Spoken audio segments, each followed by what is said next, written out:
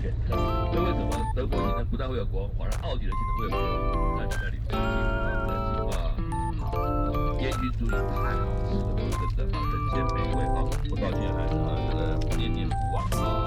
还有早安，早安。我们立马到德国了。我们现在在德国，刚刚只花了10秒跨过莱茵河，然后就到德国了。对，我们在德国的地湖。对，听说是黑森林嘛，听说是做那个什么咕咕钟的故乡。钟的故乡。然后你看这边的树，因为它其实蛮冷的，然后就有一定的高度，所以其实跟这些树就是会有一种不一样的感觉。对，我们看森林的密度。所以如果是要里面泡，里面照射去。对。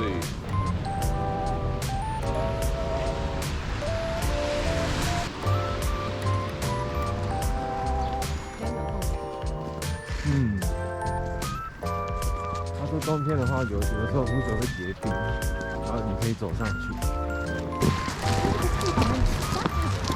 对，是什么树？这树好的好有趣哦。所有的树。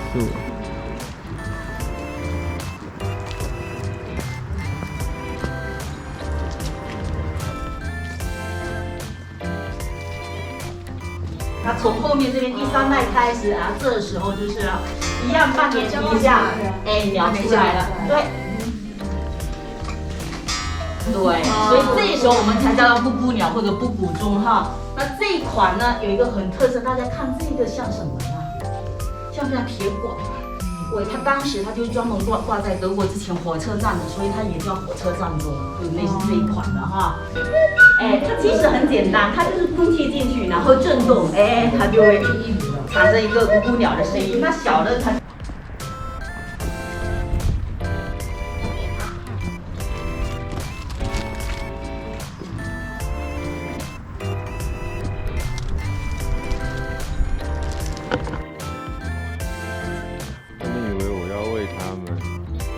看，全部的都上来了，全部的鸭子，你们在等什么啊？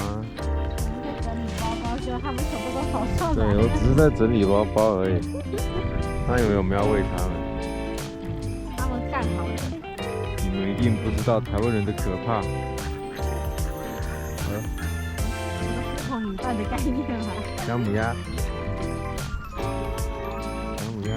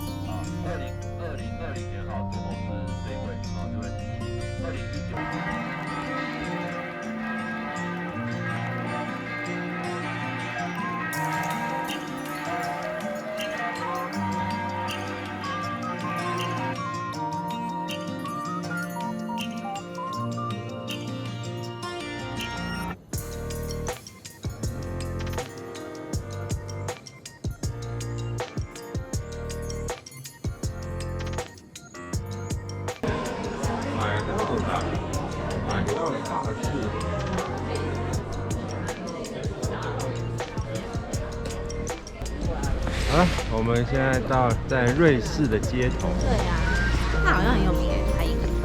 哪一个？它很有名吗？因为这边完全没有网络哎，瑞士到底是一个什么地方哎？我的网络都没办法用。超烂的。3家电信都不能用，不知道是不是电信的问题。但我看当地人都滑得很开心。瑞士的街头，这里的街景好像就没有那么特别。对啊。就是一般的欧洲街景。对，一般欧洲。还是我们已经审美疲劳了。我觉得我还是分得出差异，但跟一个的还好，还是比较喜欢法国。对，还是巴黎的真的很美。真的很美，就是百看不厌的那个。对，但这里其实也不错了。对了。上，但我觉得这可能是小镇吧，说不定都市就不是。这里就是比较现代的感觉，线条这边的窗户都凸出来的。但也是个欧洲的那种。我帮你拍一张街道夜景吧。啊。